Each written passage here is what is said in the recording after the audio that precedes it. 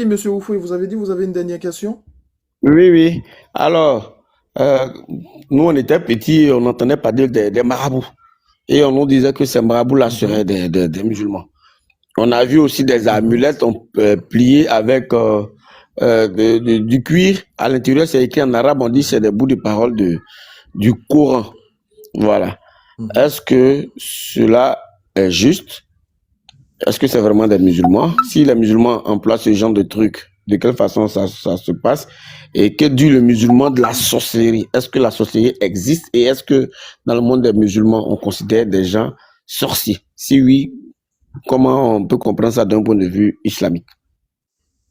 D'accord. Ça, c'est une très belle question et franchement, je vous en remercie. Voilà un sujet qui est sérieux. Qu'est-ce que l'islam pense de la sorcellerie? Qu'est-ce que l'islam pense des talismans? Qu'est-ce que l'islam dit sur ce sujet-là? C'est très important parce que ça rejoint la question de l'unicité d'Allah. C'est très important. Écoutez très attentivement ce que je vais dire. Donc, effectivement, on a laissé pendant longtemps entendre que voilà, les musulmans sont spécialisés dans tout ce qui est fétiche, talisman, gris-gris, objet de protection ou de chance. Mais cela n'a strictement rien à voir avec l'islam. Les talismans, les gris-gris n'ont strictement rien à voir avec l'islam. Je vais vous citer un hadith. Selon Amir, radiyallahu anhu, le prophète Mohammed, sallallahu alayhi wa sallam, a dit: celui qui accroche une amulette a certes pratiqué l'association, rapporté par Ahmad et authentifié par Sheikh Al-Albani dans la Silsila Sahih 492. C'est quoi une amulette? Une amulette, justement, c'est ce qu'on accroche pour soit attirer de la chance ou pour se protéger. Et les talismans, les gris-gris, c'est cela. Ça sert à ça. Donc, souvent, ceux qui font les talismans ou les gris-gris, ils vont écrire en arabe. Mais c'est pas parce que c'est l'arabe que c'est le Coran. Souvent, ce sont les paroles qui vont à l'encontre de la ilaha illallah. Ce sont des paroles qui vont aller à l'encontre de l'unicité d'Allah. Donc, eux, ils font du shirk, de l'associationnisme. Et même si souvent, ils utilisent le Coran, c'est généralement pour commettre du shirk, de l'associationnisme. Vous voyez, nous, il nous est arrivé de faire la da'wah à des gens qui avaient ce genre de choses. Et justement, quand on a prêché, ils ont compris. Et quand on a ouvert les talismans, les gris-gris, il y avait du shirk. Il y avait le contraire de la ilaha illallah Muhammadur Rasulullah. En islam, si tu veux être protégé, le prophète sallallahu alayhi wa sallam, il a donné des solutions. Le prophète sallam nous dit dans un hadith authentique, celui qui récite le verset du trône, Ayat al-Kursi, surat 2, verset 255, aucun shaitan ne l'approche jusqu'au matin. Ça, c'est le prophète islam qui l'a dit. Donc, récite le Coran, récite des bénédictions, invoque Allah, cherche refuge auprès d'Allah, a'ouzubillahi minash-shaytanir rajim. C'est la sunna du prophète. Donc, talisman gris-gris, c'est haram en islam, c'est du shirk. Le shirk, c'est le plus grand péché en islam. Si tu commets cela et puis tu meurs dans ça, inalladhina kafaru min ahlil kitabi wal mushrikin fi nari jahannam. Maintenant, la deuxième question, c'était sur la sorcellerie. Effectivement, la sorcellerie en islam, c'est une réalité. Parce que Allah nous en parle dans le Coran.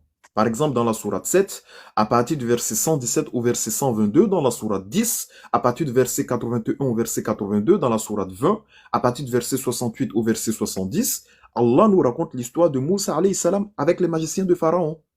D'accord? Et Allah Ta'ala nous met en garde contre la sorcellerie. Dans la sourate Falak, on dit wa min sharril naffathati fil uqad. Donc, on recherche refuge auprès d'Allah contre le mal de celle qui souffle sur les nœuds. C'est une réalité. Le prophète sallallahu alayhi wa sallam nous a donné des solutions justement pour combattre cela tout en étant dans le cadre le plus licite possible avec des produits qui sont naturels. D'accord? Et on appelle ça la ruqya. Ça aussi, c'est ma spécialité.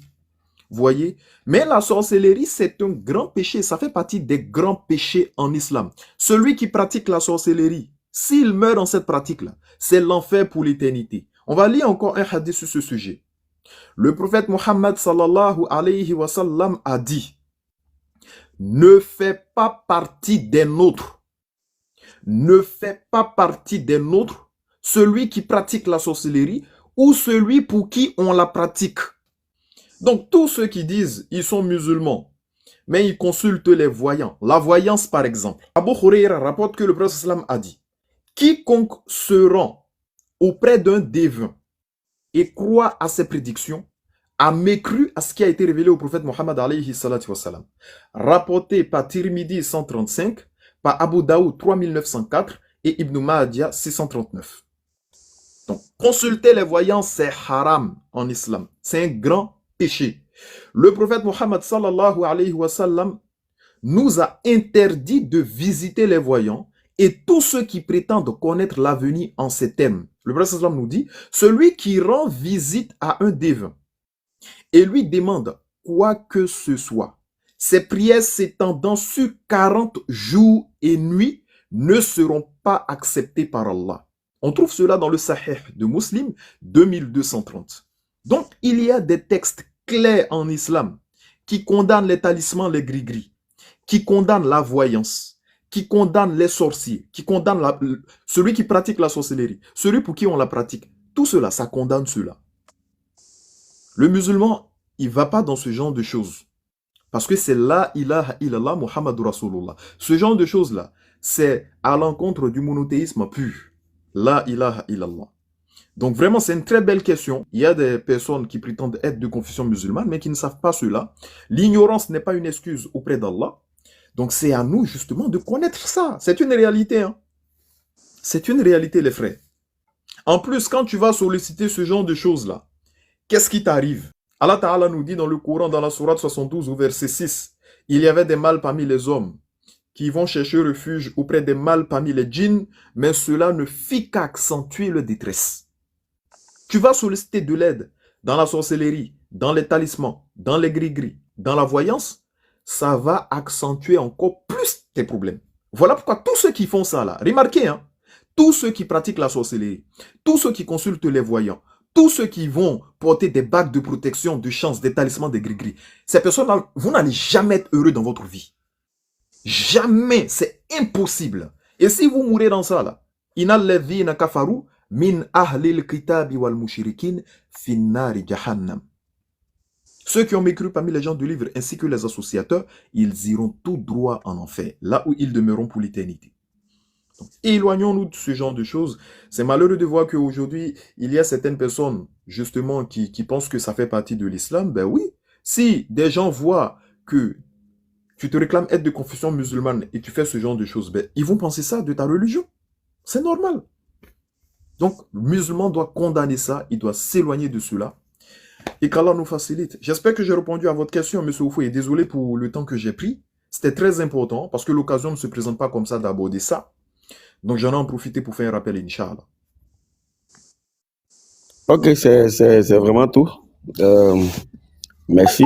Donc, je vais me mettre en bas.